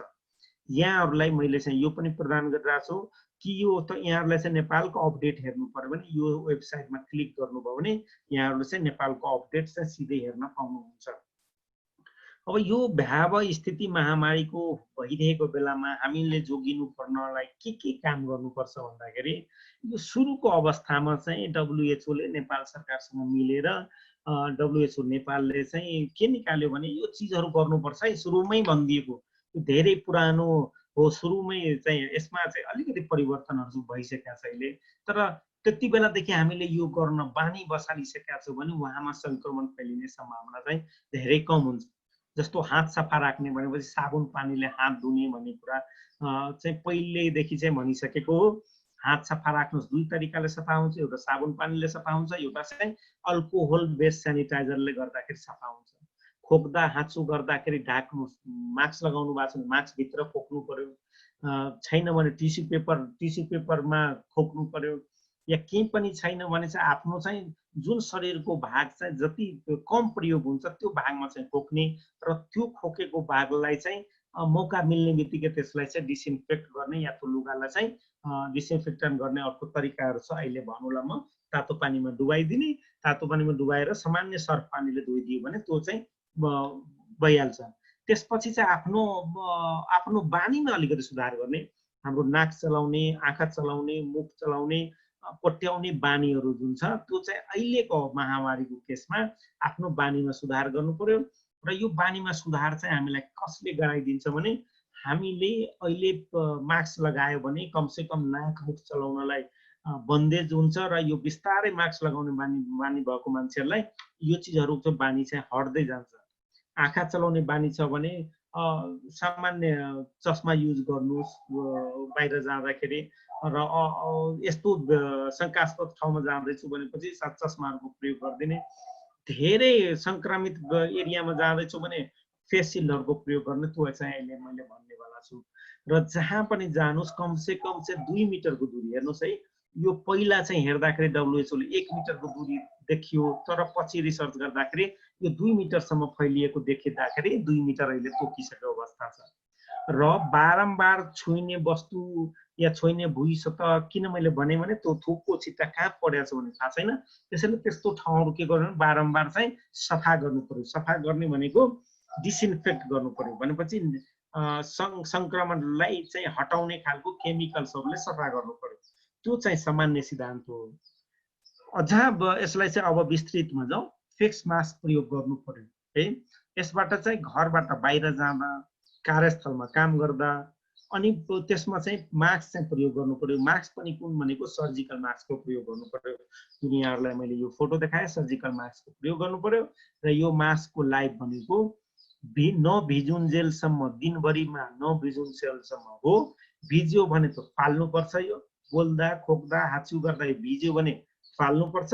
नभए बिहान लगाउनुहोस्, बेलुका चाहिँ यसलाई फाल्नु पर्यो। अर्को कुरा बिहान लगाउनु। कुनै सङ्क्रमित भएको ठाउँमा जानु भएको छ, मानौँ म हस्पिटलमा गइदिएँ कसैलाई भेट्नलाई, त्यो हस्पिटलबाट निस्किने बेलामा त्यो हस्पिटलकै डस्टबिनमा फालेर अर्को मास्क लगाएर आउनु पर्यो। यो मास्कबाट अहिले काठमाडौँमा अधिकांश सर्ने मास्कको सही प्रयोग नभएर भइरहेको अवस्था छ। त्यसैले मास्कको सही प्रयोग गर्नुपर्छ। जो चाहिँ म अहिले एकछिनमा मास्ककै बारेमा एकछिन कुरा गर्छु म। त्यसैले फेस मास्कको प्रयोग गर्नु पर्यो। त्यो पनि सर्जिकल मास्कको प्रयोग गर्नु पर्यो। बानीमा सुधार गर्नु पर्यो। जुन मैले अघि भनिसकेँ, आफ्नो नाक मुख आँखा कान छुने बानी छ भने हटाउनु पर्यो। अहिलेको लागि त्यो सकेसम्म नगरौँ। त्यसको लागि बानी छ भने हामीले मास्क लगाऊ, यस्तो यस्तो चिज लगाऊ कि हामीले त्यो हात गयो भने पनि त्यो ठाउँमा चाहिँ नपुगोस् भने चाहिँ गर्नु पर्यो। बोल्दा हाँसु गर्दा खोक्दा चाहिँ होसियार हुनु पर्यो। जुनसुकै व्यक्ति सङ्क्रमित हुनुहोस् या नहुनुहोस् थाहा छैन।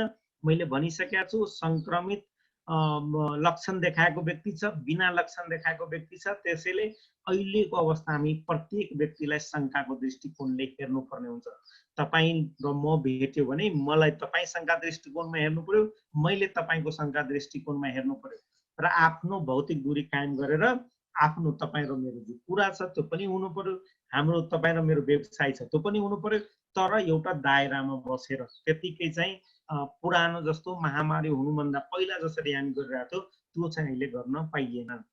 अहिले व्यक्तिगत सुरक्षाको साधनहरू हेर्दाखेरि के कोभिडको लागि हाम्रो इन्डस्ट्रीमा चाहिँ काम लाग्छ भने एउटा सर्जिकल मास्कको आवश्यकता पर्छ। N95 मास्कको आवश्यकता चाहिँ कोभिडको लागि चाहिँ पर्दैन, यो जरुरी छैन। तर कार्यस्थलमा यस्तो ठाउँ पनि हुन्छ जहाँ चाहिँ धुलो पनि आइरहेछ र उसलाई चाहिँ कोरोनाबाट पनि बच्नु छ भने धुलोबाट रोक्न यो सर्जिकल मास्कले रोक्दैन धुलोलाई। त्यसैले यो धुलो कार्यस्थलमा हुने धुलोबाट रोक्न र कोरोनाबाट पनि रोक्नलाई यो N95 मास्कको प्रयोग गर्ने। र यो N95 मास्क भनेको के हो भने यसले रेस्पिरेसन सिस्टमलाई अलिकति अवरुद्ध पार्छ। धेरै बेरसम्म यसले लगाउन रिकमेन्ड गरिँदैन। त्यसैले यसको चाहिँ 2 घण्टादेखि 4 घण्टा हेरी स्थिति 2 घण्टादेखि 4 घण्टा मात्रै रिकमेन्डेसन गरेको हुन्छ। त्यसैले सकेसम्म खाली कोभिडको लागि लगाउँदैछु भने हामीले सर्जिकल मास्कको प्रयोग गर्नुपर्ने हुन्छ। कोही हाम्रो कार्यस्थलमा क्लिनिङको काम गर्छ भने उहाँलाई सेफ्टी बुट पनि चाहिन्छ, ग्लोभ्स पनि चाहिन्छ। कोही व्यक्ति हाम्रो चाहिँ फ्रन्ट लाइनमा काम गर्नुहुन्छ, धेरैजनासँग भेट्नु छ भने उहाँले मास्क पनि लगाउनु पर्ने हुन्छ र फेस सिल्ड पनि लगाउनु पर्ने हुन्छ। यसलाई चाहिँ मैले यो टेबलमा देखाउँदाखेरि यसरी देखाउँछु। कोही मान्छे रिसेप्सनमा, स्टोर किपर, सेक्युरिटी गार्डमा काम गर्छ भने उसलाई चाहिने भनेको सर्जिकल मास्क, उसलाई चाहिने भनेको फेस सिल्ड, दुईटा भयो पुगिहाल्यो उसलाई। कोही एडमिन फाइनेन्समा काम गर्छ भने उसलाई सर्जिकल मास्क भयो पुगिहाल्यो। कोही ड्राइभर हुनुहुन्छ भने उहाँलाई सर्जिकल मास्क र फेस सिल्ड भयो पुगिहाल्छ। तर कोही क्लिनर हुनुहुन्छ भने उहाँलाई हेर्नुहोस् त सर्जिकल मास्क पनि चाहियो, ग्लोभ्स पनि चाहियो, सेफ्टी बुट पनि चाहियो उसलाई लगाउने फुल एप्रोन पनि चाहियो र कुनै ठाउँमा चाहिँ यस्तो अप्ठ्यारो ठाउँमा काम गर्दैछ भने उसको जब नेचरकोले जे डिमान्ड गर्छ त्यो किसिमको पनि चाहियो। त्यो चिजहरू विचार गर्नु पर्यो हैन। कोही भिजिटर्स क्लाइन्ट आएछ भने उसलाई पनि सर्जिकल मास्क मात्रै चाहियो र कुनै अप्ठ्यारो ठाउँमा ग्यास भएको ठाउँमा जाँदैछ भने ग्यासबाट बच्न सक्ने उपाय भएको चिज पनि चाहियो। र मैले जेनरली N95 कसरी लगाउनुहुन्छ, सर्ट टाइमको लगाउने हो, सर्ट टाइमको लागि लगाउन एलाउ गर्न सकिन्छ, तर यो एलाउ गर्न सकिन्छ तर यस्तो छ भने फ्याक्ट्रीमा एलाउ नगर्नु। यो फिल्टर भएको जुन छ नि यो भाल्भ भएको यो चाहिँ एलाउ नगर्नुहोस्। यसले के गर्छ, व्यक्ति लगाएको व्यक्तिले बोल्दा हाँसु गर्दा खोक्दा पनि यसबाट थुकको छिट्टाहरू चाहिँ बाहिर निस्किन्छ। त्यसैले यो चिज एलाउ गर्न अहिले नै, तर यो किन चाहिन्छ भने यो चाहिँ कहिलेकाहीँ प्रोसेसको निड हुन्छ। धेरै एकदम हामीले कुनै ठाउँमा बफिङ गर्दैछौँ, कुनै ठाउँमा हामी पाउडरको काम गर्दैछौँ, त्यस्तो ठाउँमा चाहिँ यस्तो चिजहरूको आवश्यकता चाहिँ पर्छ। तर अहिले महामारीको बेलामा यो चिज चाहिँ हामी प्रयोग गर्न नदिउँ भन्ने कुरा बुझ्नु पर्यो। मास्क लगाउने प्रोपर तरिका के हो, प्रोपर तरिका चाहिँ बुझ्नु पर्यो। मास्कलाई जहिले पनि यो डोरीबाट मात्रै सञ्चालित हुनु पर्यो। भनेपछि जहिले पनि ह्यान्डलिङ गर्ने भनेको यो डोरी हो। यो दुटै साइडमा इलास्टिक हुन्छ, त्यो इलास्टिक चाहिँ हामीले एडजस्ट गर्नु। यो फ्रन्ट एरिया कहिले पनि छुनु हुँदैन र यो मास्क लगाउनु भन्दा पहिला हात सेनिटाइज हुनु पर्यो या त हात धोएको हुनु पर्यो। लगाउने बेलामा पनि हात सेनिटाइज गरेर मात्रै लगाउने या हात धोएर मात्रै लगाउने। हात धुनु भनेको साबुन पानीले हात धुने त्यो मात्रै लगाउने। खोल्ने बेलामा पनि खोलिसकेपछि डस्टबिनमा त्यो हाल्नु पर्यो, बिर्को भएको डस्टबिनमा, र तुरन्तै हात धुनु पर्यो या त हात सेनिटाइज गर्नु पर्यो। र यो मास्क लगाउने बेलामा यो चाहिँ सर्जिकल मास्क, यसमा चाहिँ एउटा प्लास्टिक मेटलको क्लिप हुन्छ, यहाँ चाहिँ यसलाई एडजस्ट गर्नु पर्यो जसले गर्दा तपाईँको एयर टाइट भइहालोस्। भनेपछि यहाँबाट हावाहरू नछिरोस्, त्यहाँबाट किनभने कुनै ड्रपलेट्स कतैबाट आइरहेछ भने तपाईँ यहाँबाट भित्र चाहिँ नछिरिदियोस् भनेर अलिकति त्यो गर्ने भनेर विचार गर्नु पर्यो। र यसमा धेरै यस्तो चलन हुन्छ कि मास्कलाई झिक्ने, मास्कलाई छुने त्यस्तो चिजहरू काम गरेर हुन्छ, त्यो चाहिँ नगरौँ। र यो यस्तो स्टाइलिस मास्कहरू कहिले प्रयोग गरेको कोही छ भने कार्यस्थलमा अलिकति काम कारबाहीहरू चाहिँ गर्नु पर्यो। यस्तो स्टाइलिस मास्कहरू प्रयोग गर्नु हुँदैन। यसलाई चाहिँ यसरी व्यवस्थित तरिकाले प्रयोग गर्नु पर्यो।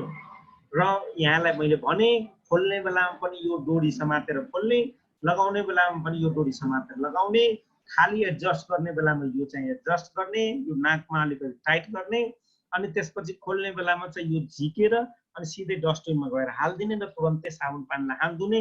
छैन भने हातमा अल्कोहल बेस सेनिटाइजरले चाहिँ सेनिटाइज गर्ने। यो प्रोपर मेथड हो। किनभने म कुनै ठाउँमा गएको छु, म सङ्क्रमितको ठाउँहरूमा गएको छु, यदि मलाई यो मास्कले बचाएको छ भने मास्कले त्यतिकै रिपेल गरेर, मतलब मास्कले आफ्नो एरियामा आउन दिँदैन भाइरस भनेर बचाएको होइन हामीलाई। हाम्रो रेस्पिरेसन सिस्टममा नाक मुखमा जाने भाइरसलाई मास्कले आफ्नो फ्रन्ट एरियामा टाँसिएर राखेको छ, हाम्रो शरीरभित्र जान दिएन। तर त्यो टाँसिरहेको भाइरस तपाईँले त्यसबाट छोइदिनु भयो, त्यसलाई टेबलमा राखिदिनु भयो भनेपछि त्यो भाइरस त्यहाँबाट अर्को ठाउँमा सर्यो। अर्को ठाउँमा सर्ने बित्तिकै तपाईँलाई के हो भने अब सङ्क्रमण हुने चाहिँ यही मास्कले फैलाइयो। तपाईँ जहाँ जानुभएको थियो ठाउँमा, जुन ठाउँमा, त्यसबाट चाहिँ मास्कले बचाइदियो तपाईँलाई। तर मास्कले क्यारी गरेर बोकेर आएछ भाइरस, त्यसलाई तपाईँले टाइमली व्यवस्थापन मास्कलाई गरिदिनु भएन भने त्यो मास्कबाट तपाईँलाई सर्छ। त्यसैले त्यो मास्कको उचित प्रयोग गर्नु, मैले भने अनुसारको प्रयोग गर्नु उपयुक्त हो। यो गर्नु भएन भने मास्कबाट सरिरहेको छ काठमाडौँमा। अहिले चाहिँ पुरै अधिकांश हेर्दाखेरि 70 देखि 75% चाहिँ सर्ने भनेको मास्कबाट भइरहेको छ। र अर्को चाहिँ 20 देखि 25% चाहिँ अहिले चाहिँ सर्फेसमा भएको भाइरसहरूबाट भइरहेको छ।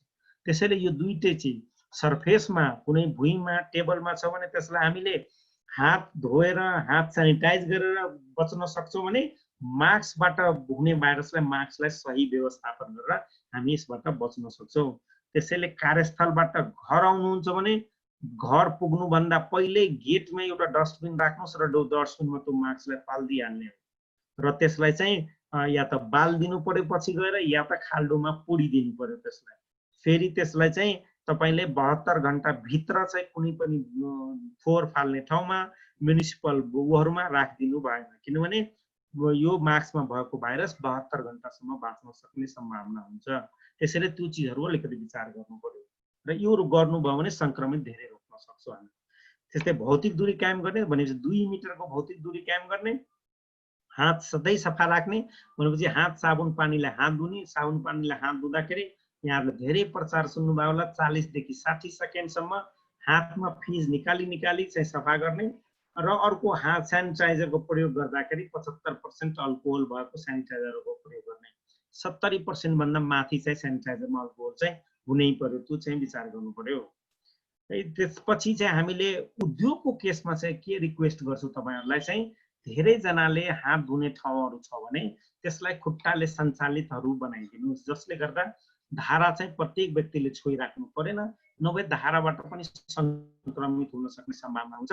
त्यसैले यो चिजहरूको प्रयोग गरिदिने।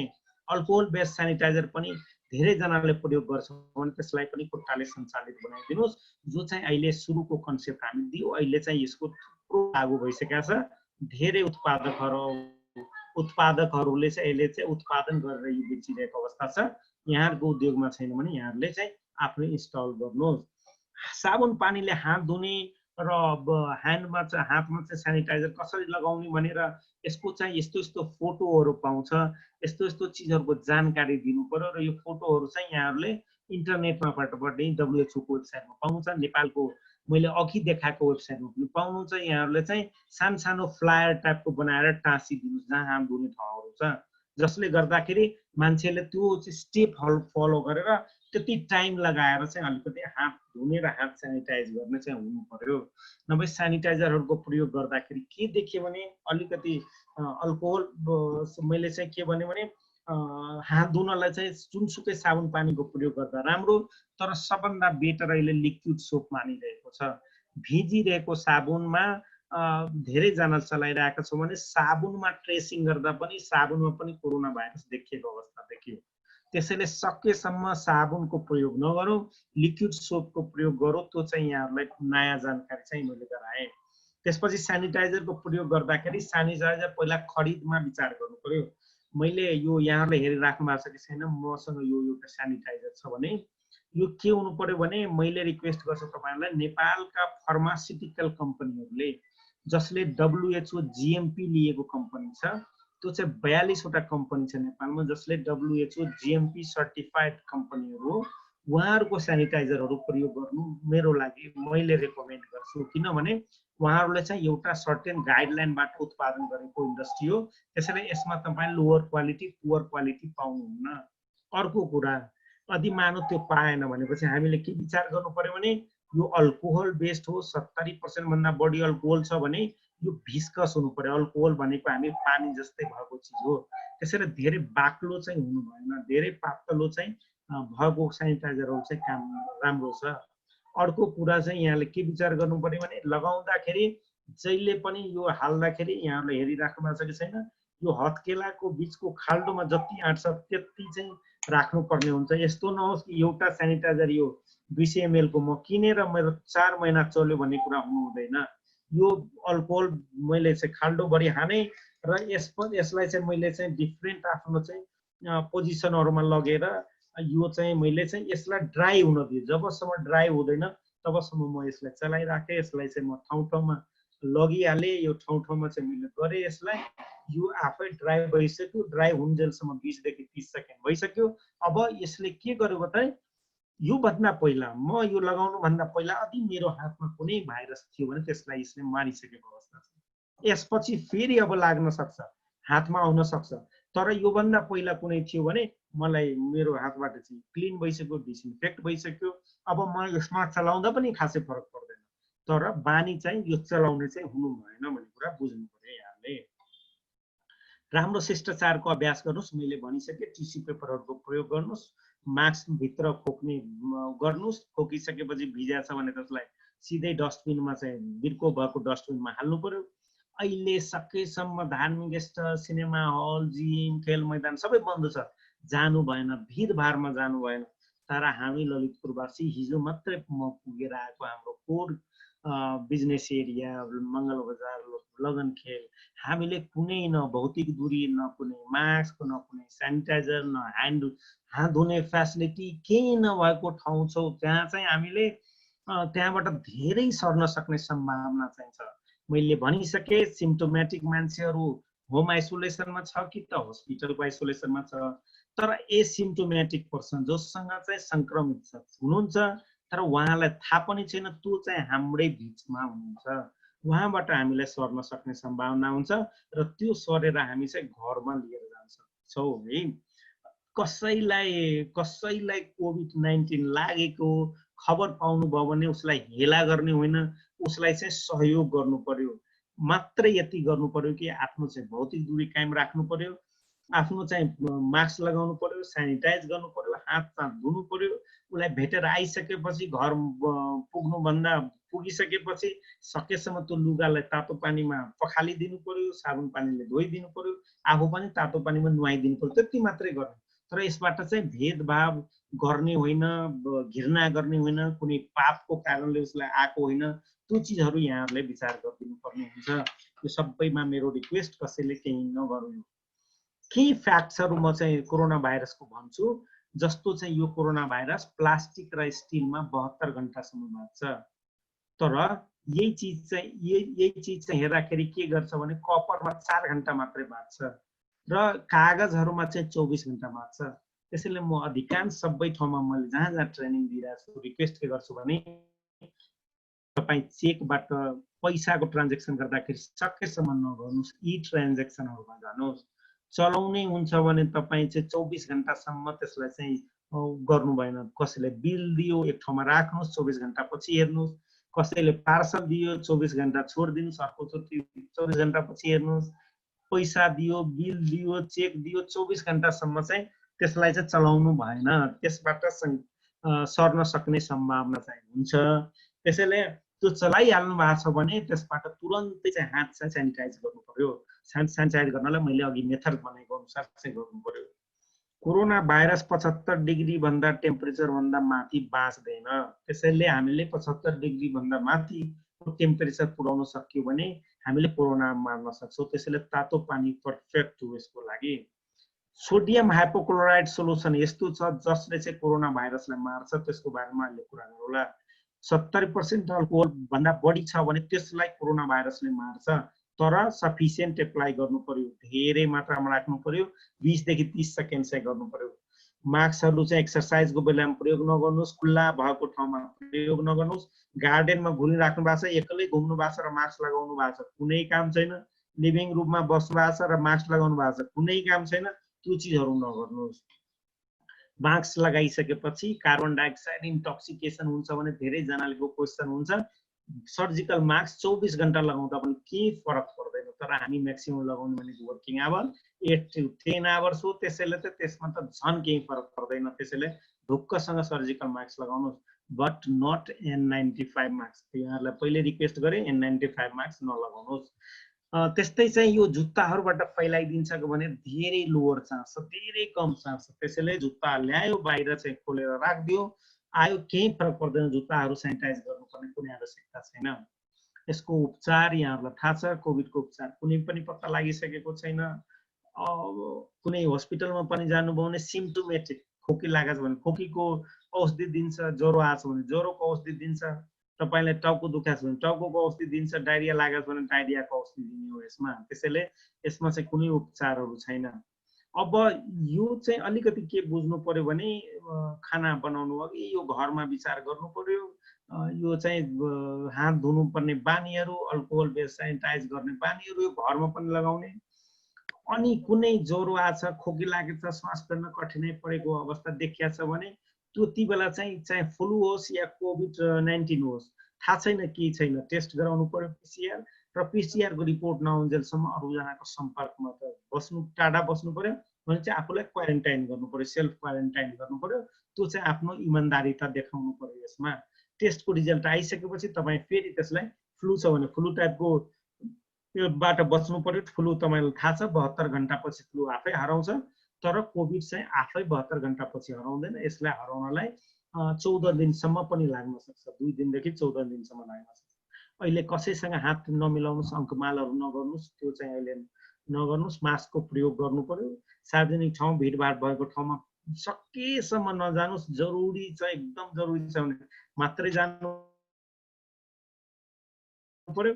उच्च जोखिम भएको व्यक्तिहरू अहिले परिवारको सदस्य जसले कोरोना भाइरसको होम आइसोलेसन भएको मान्छेहरूलाई चाहिँ केयर गरिरहेछ।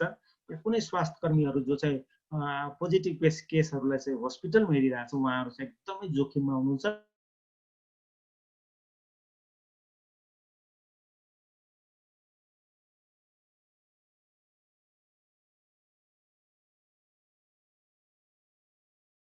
मधुमेह भएको, दीर्घ श्वास प्रश्वास रोग, क्यान्सर रोग लाग्ने व्यक्तिहरू उच्च जोखिममा छ, उहाँहरूलाई बचाउनु पर्यो। विदेश या संक्रमण फैलिएको ठाउँबाट आएका व्यक्ति अहिले त हामीले देशभरि के भइसक्यो भने काठमाडौँ भ्यालीबाट पहिला काठमाडौँ भ्यालीमा आउनलाई हामीले चाहिँ बाहिरको मान्छेलाई भन्थ्यो पिसिआर टेस्ट छ कि छैन।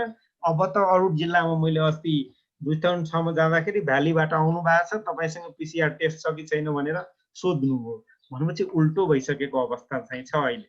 त्यसैले अब बाहिर सेफ छ, काठमाडौँ भ्याली नै बढी संक्रमित भइसकेको अवस्था चाहिँ देखिन्छ। गर्न हुने गर्न नहुने केही कामहरू छ, यहाँहरूले चाहिँ वर्क प्लेसमा आफ्नो कार्यस्थलमा चिजहरू गर्नु पर्यो। त्यसैले मैले अघि भनेको चिजहरू नियमित रूपमा साबुन पानीले हात धुने, मुख रुमालले छोप्ने, टिस्यु पेपरले छोप्ने, ज्वरो सहित लोगाहरू खोकी लागेको छ भने चाहिँ पिसिआर टेस्ट गर्न चाहिँ हस्पिटलतिर जाने, जङ्गली घरपालुवा पशु पक्षीसँग टाढा रहनुहोस्। अहिले माछा मासु अन्डा चाहिँ राम्रो पकाएर खानुहोस्। किनभने मैले भने 75 डिग्री टेम्परेचर भन्दा माथि मात्रै भाइरस मर्छ, त्यतिसम्म त कमसेकम पकाउनै पर्यो। भनेपछि फुल पकाएको छ भने त्योभन्दा बढी हुन्छ। हात नमिलाउने, अङ्कमाल नगर्ने, भिडभाडमा नजाने, सकेसम्म नजाने, अस्पतालमा बिरामी हेरचाह गर्दा सावधानी अपनाउने। मैले भनिसकेँ, कुनै हस्पिटलमा जानु भएको छ, मास्क त्यहीँको डस्टबिनमा निस्किने बेलामा फाल्नु पर्यो। लुगा लगाएको लुगा सिधै घर आउनु पर्यो, तातो पानीमा डुबाइदिनु पर्यो, आफू पनि तातो पानीमा नुहाइहाल्नु पर्यो। त्यो चिज चाहिँ गर्नु पर्यो। भ्रमहरू छ, के जडीबुटी खाँदाखेरि ठिक हुन्छ भन्ने छ, के रक्सी खाँदा यो खाँदा चाहिँ ठिक हुन्छ, केही पनि होइन, सबै भ्रम हो। यथार्थमा चाहिँ यसको कुनै प्रमाणीकरण भएको छैन। यद्यपि यसको चाहिँ नियमित जुन हामी खान्छौँ त्यति खानु चाहिँ ठिकै छ। बेसार खानु नियमित खानुहोस्, जति हामी खाइरहेको थियौँ अलिकति थप्दा हुन्छ। त दिन रात बेसार खाने, गुर्जु खाने, धेरै मान्छेमा लिभरको प्रब्लम्सहरू देखिसकेको अवस्था। हिजो मात्रै एउटा केस आयो, गुर्जु खाएर मान्छे लिभर चाहिँ खराब हुने स्थितिमा गइसकेको छ। पत्ता लगाउँदै जाँदाखेरि 4 महिनादेखि चाहिँ दिन रात चाहिँ गुर्जु खाइरहेको थियो कोरोनाबाट। कोरोना चाहिँ लागेन होला, कोरोना उहाँको छेउछाउमा पुगेन, तर लिभर चाहिँ उहाँको धेरै खराब भइरहेको अवस्था चाहिँ भइसकेको छ। त्यसैले उद्योगमा के गर्नु पर्यो अब तपाईँहरूले भने मैले जुन भने सेनिटाइज गर्नु पर्यो, स्प्रे गर्नु पर्यो, जाँच पुछ्नु पर्यो। के लिएर पुछ्नु पर्यो भने सोडियम हाइपोक्लोराइडको सोलुसन। सोडियम हाइपोक्लोराइडको सोलुसन भनेको कहाँ कसरी पाउनुहुन्छ? बजारमा यस्तो पाउनुहुन्छ तपाईँले। त्यसलाई के गर्नु, बजारबाट यो किनेर ल्याउनु पर्यो र बजारबाट किनेर ल्याएपछि यसबाट 200 ml लिनुहोस्, 800 ml पानी हालिदिनुहोस्, 1 लिटरको झोल बनाउनुहोस् र त्यसलाई चाहिँ स्प्रेबाट चाहिँ ठाउँ ठाउँमा स्प्रे गर्नुहोस्। जहाँ जहाँ तपाईँलाई शङ्का लाग्छ कि यहाँ जहाँ चाहिँ खोकी गरे होला, हाछु गरे होला, मान्छे यहाँ आथ्यो, त्यो ठाउँमा गर्नुहोस्। जहाँ गर्न सक्दैन त्यहाँ चाहिँ रुमाल पानी कटनको कपडामा भिजाउनुहोस् र जसरी हामी टेबल सेबल पुच्छौँ त्यसरी पुछिदिनुहोस्। जस्तो स्विचहरू हुन्छ त्यस्तो ठाउँमा स्प्रे गर्न मिल्दैन, पुछ्न मिल्छ। कम्प्युटर छ त्यस्तो ठाउँहरूमा, सिसा छ त्यस्तो ठाउँहरूमा चाहिँ पुछ्ने गर्नु पर्यो। यो सोडियम हाइपोक्लोराइड सोलुसनले गर्नुभयो भने तपाईँले कुनै भाइरस छ भने त्यो पनि 15 मिनटभित्र मरिसक्छ। भेन्टिलेसन मैले सुरुमै भने एसी सकेसम्म नचलाउनुहोस् र भेन्टिलेसन छ भने 24 घण्टा चलाउनुहोस्। कार्यस्थलमा जानुभयो भने 10 बजे हाम्रो अफिस लाग्छ भने 9 बजेदेखि चल्नु पर्यो र 5 बजे अफिस खत्तम हुन्छ भने 6 बजेसम्म चल्नु पर्यो त्यो भेन्टिलेसन। त्यो भेन्टिलेसन चलाउनु भयो भने त्यहाँबाट चाहिँ हामीले भाइरसबाट मुक्त हुन्छौँ। कामदार कर्मचारीलाई उद्योगभित्र प्रवेश गराउनलाई तपाईँले विचार गर्नु पर्यो। साबुन पानीले हात धुने व्यवस्था गेटमै हाल्नु पर्यो, सेनिटाइज गर्ने व्यवस्था मिलाउनु पर्यो, मास्क लगाउनेलाई मात्रै प्रवेश गर्न दिनु पर्यो आफ्नो कार्यस्थलमा। थर्मल गन एउटा राख्नुहोस् जसले टेम्परेचर नाप्नुहोस् र मैले चाहिँ 100.4 डिग्री फारेनहाइट भन्दा माथिलाई कोरोना भाइरस भने, तर 99 भन्दा बढी आयो भने उहाँलाई चाहिँ हस्पिटलमा चाहिँ या स्वास्थ्य कर्मीलाई चाहिँ देखाउनलाई भन्नुहोस्। त्यसपछि प्रयोग गर्ने ठाउँमा चाहिँ धेरै भिडभाड हुन्छ भने 1-1 मिटरको गोलो घेरा लगाइदिनुहोस् र गोलो गोलो घेराबाट चाहिँ आउनलाई उसलाई भनौँ अहिले चाहिँ हाजिर रोक्नुहोस्, हाजिरमा साइन नगराउनुहोस्, एकजनालाई नाम टिप्न लगाउनुहोस्, त्यसैलाई हाजिर मान्नुहोस् भन्ने कुरा बुझ्नु पर्यो। घरबाट लगाएको लुगा खोल्ने, कार्यस्थलको लुगा लगाउनु पर्यो, त्यो चिजहरू पहिले प्रयोग गर्नु पर्यो। र त्यस्तो शङ्कास्पद ठाउँबाट आएको मान्छे छ भने 1% ब्लिचिङ पाउडर घोलमा राखी सेनिटाइज गरिदिँदाखेरि लुगा सेनिटाइज भइहाल्छ। त्यो चिजहरू चाहिँ गर्नु पर्यो होइन। त्यो अलिकति बाथरुमहरू सफा गर्नु पर्यो, सफिसियन्ट पानी हाल्नु पर्यो, हात धुने राम्रो व्यवस्था हुनु पर्यो, साबुनको व्यवस्था हुनु पर्यो, साबुनमा पनि सकेसम्म चाहिँ लिक्विड सोपको व्यवस्था चाहिँ हुनु पर्यो। खाना खाने ठाउँमा पनि भौतिक दूरी सकेसम्म कायम राख्न भन्नु पर्यो। सटासाट गरेर खाना चाहिँ खानु भएन, आफ्नो खाना आफ्नो तरिकाले खानु पर्यो, सकेसम्म काँटा चम्चाको प्रयोग गर्नु पर्यो, हात धुने राम्रो व्यवस्था चाहिँ गर्नु पर्यो त्यो ठाउँमा। र कुनै काँचो सामान सकेसम्म कार्यस्थलमा नखानुहोस्, खानै पर्यो भने बगिरहेको पानीमा पखाल्ने या पोटास पानीमा पखाल्ने अनि सुकाउने, त्यसपछि मात्रै खाने। त्यसैले यो कार्यस्थलमा सम्भव छैन, घरमा आएर खानुहोस्। तर घरमा मैले रिक्वेस्ट गर्छु, काँचो चिज कुनै ल्याउनु भएको छ, फलफुल ल्याउनु भयो, तरकारी ल्याउनु भयो, पखालेर साबुन पानी प्रयोग नगर्नु, सिधै बगिरहेको पानीमा पखालिदिने अनि सुकाइदिने। 24 घण्टापछि मात्रै प्रयोग गर्ने, ताजा ताजा खानुपर्ने आवश्यकता छैन। ताजा ताजा खानु पर्यो भने आफ्नै बारीमा उगाउनु पर्यो। पानीको लाई अलिकति आरो भएको पानी चाहिँ खानुहोस्, साधारण फिल्टर र धाराको पानीहरू अहिले नखानुहोस्। खानै पर्यो भने क्लोरिन जोडेर राखेर खानु पर्यो। त्यसैले खानेपानीको व्यवस्था पनि राम्रो गर्नुहोस्। सकेसम्म गर्मी छ नपाउनुहोस्, तातो पानी खाने चाहिँ बानी बसाल्नु पर्यो। खाइराख्नु भएको छ उहाँले गर्नु पर्यो। तातो पानीले चाहिँ इम्युन सिस्टमलाई पनि राम्रो गर्छ र अहिले चाहिँ कुनै भाइरस टाइपको चिजहरू हाम्रो चाहिँ घाँटीमा छ भने त्यो तातो पानीले त्यसलाई पनि ठिक पार्छ, इरिटेसन कम गर्छ। त्यो चिजहरू गर्नु पर्यो। मैले भने यो चिजहरू सफा गर्नु पर्यो। सकेसम्म चाहिँ कुनै पनि बाथरुम टोयलेटहरूबाट निस्किँदाखेरि एउटा फिनोल पानीको ट्रे राखिदिएर त्यसमा आफ्नो जुत्ताको सोल डुबाएर जाने आउने गर्यो भने यसबाट पनि टोयलेटहरूबाट युरिनलबाट फैलिने भाइरस पनि रोकथाम गर्न सक्छौँ हामीले। फोहोर चिजहरूको जति पनि ठोस तरल फोहोरहरू छ सबै व्यवस्थापन राम्रो गर्नु पर्यो। खुल्ला पानीहरू हुनु भएन, त्यसलाई चाहिँ ड्रेनमा चाहिँ हाल्नु पर्यो। र कुनै पनि ठोस फोहोर छ भने त्यसलाई चाहिँ डस्टबिनमा, बिर्को भएको डस्टबिनमा हाल्नु पर्यो। यो चाहिँ गर्नुपर्ने काम हो। कुनै पनि त्यस्तै टोयलेट युरिनल चाहिँ सेफ्टी ट्याङ्क राम्रो राख्नु पर्यो। त्यसमा चाहिँ अलिकति लिकेज सिकेज भइरहेछ भने, किनभने यो चाहिँ धेरै आवरसम्म, धेरै 3 दिनसम्म पनि बच्न सक्ने भएकोले त्यसबाट पनि भाइरस बाहिर निस्किन सक्ने सम्भावना हुन्छ। ग्राहक र भिजिटर्सलाई पनि उद्योगभित्र प्रवेश गर्दाखेरि हात धुन लगाउने या सेनिटाइज गर्न लगाउने, मास्क प्रयोग गर्नलाई मात्रै प्रवेश गराउने, अनावश्यक ग्राहक र भिजिटरलाई प्रवेश नगर्न दिनुहोस् उद्योगमा। अहिले टाढैबाट या भर्चुअल चाहिँ अहिले चाहिँ कुरा गर्नुहोस्। पूर्ण जानकारी फर्म राख्नुहोस्, को मान्छे आयो, कहाँबाट आयो, किन आयो, उहाँको डिटेल एड्रेस के हो, त्यो सबै राख्नुहोस्। अहिले थर्मल गर्ने ज्वरो राख्नुहोस्, भौतिक दूरी कायम राख्न लगाउनुहोस्, कार्यस्थलमा प्रवेश नगर्नुहोस्, अफिसमै काम सकाउनुहोस्, अफिसबाटै पठाइदिनुहोस्। र आपतकालीन अवस्थाको लागि व्यवस्था गर्नुहोस्। अहिलेको अवस्थामा कुनै मान्छे चाहिँ पोजिटिभ देख्ने बित्तिकै हामीले के गर्न सक्छौँ, तुरन्तै हस्पिटल पठाउनु पर्ने या PCR टेस्ट गर्न पठाउनु पर्ने। त्यति बेलासम्म मैले आइसोलेट राख्नु पर्यो भने आइसोलेटको ठाउँहरू राख्नु पर्यो। त्यसैले हस्पिटलको नम्बरहरू राख्नु पर्यो, PCR टेस्ट गर्ने ठाउँहरू। अब भिडभाड भएको PCR टेस्टमा जानु भएन, अलिकति सजिलो तरिकाको PCR टेस्ट भएको ठाउँहरूमा जानु पर्यो। र आफ्नो चाहिँ यस्तो बेलामा के गर्ने, आफ्नो योजनाहरू चाहिँ बनाइराख्नुहोस्। र अहिले मैले रिक्वेस्ट गर्छु तपाईहरुलाई, सबैजनाले आफ्नो चाहिँ इम्युन सिस्टम राम्रो पार्नलाई अलिकति बिहेभियरमा चेन्ज गर्नुहोस्, अलिकति डाइटमा चेन्ज गर्नुहोस्, फ्रुट्स र भेजिटेबल्स बढी खानुहोस्, रेगुलर एक्सरसाइज गर्नुहोस्, रोड खानुहुन्छ भने छोडिदिनुहोस् अहिलेलाई। अनि त्यसपछि अल्कोहल खानुहुन्छ धेरै कम गर्नुहोस् या छोडिदिनुहोस्। एकदमै डायबिटिक हुनुहुन्छ भने हेल्थहरु हेल्दी बन्ने प्रयास गर्नुहोस्। व्यक्तिगत स्वास्थ्य भनेपछि मैले पर्सनल हाइजिन भने नुहाउने, सफा राख्ने, टोयलेट सफा राख्ने, त्यो आफ्नो कामदार कर्मचारीले सिकाउनु पर्यो। एडिक्वेट स्लिप हुनु पर्यो भनेपछि मस्त राति निदाउनु पर्यो। अनि त्यसपछि कुनै चाहिँ तपाईलाई इन्फेक्सनको सम्भावना छ भने वास गर्नु पर्यो, एकदम साबुन पानीले धुनु पर्यो। स्ट्रेस सकेसम्म नलिने, मानसिक चिन्ता नलिनुहोस्, कोरोनासँग नडराउनुहोस्, सँगसँगै कसरी अगाडि बढ्ने त्यो चिज हुनु पर्यो। अनि त्यसपछि चाहिँ कुनै क्रोनिक डिजिजबाट पहिलादेखि ग्रसित हुनुहुन्छ भने कुनै औषधि नछोड्नुहोस्, त्यसको औषधिहरू खाएर त्यसको चाहिँ क्रोनिक कन्डिसन चाहिँ कन्ट्रोलमा राख्नुहोस्। र लास्टमा चाहिँ सुरक्षा पहिले हो, सुरक्षालाई ध्यान दिनु पर्यो, सुरक्षामा आफ्नो जिम्मेवारीहरू वहन गर्नु पर्यो, भएको सुरक्षाको साधनहरू लगाइदिनु पर्यो, भएको कुनै ठाउँमा केही छ भने इमान्दारीता भन्नु पर्यो, मलाई त ज्वरो आउला जस्तो छ या ज्वरो आयो भन्न सक्ने स्थिति चाहिँ कामदारले कसरी बन्छ त्यो चिजहरू क्रिएट गर्नु पर्यो, त्यो चिजहरू विचार गर्नुपर्ने हुन्छ। यहाँले बेला बेलामा तालिम दिनुहोस्, जनचेतनाहरू फैलाउनुहोस् आफ्नो उद्योगमा, अनि मात्रै सुरक्षा संस्कारहरू विकास हुन्छ। अङ्कमाल नगर्ने, हात नमिलाउने, नमस्कार हाम्रो पुरानो जुन छ त्यो अनुसार गर्नुहोस्। मैले भने कुरा चाहिँ यति थियो। धन्यवाद।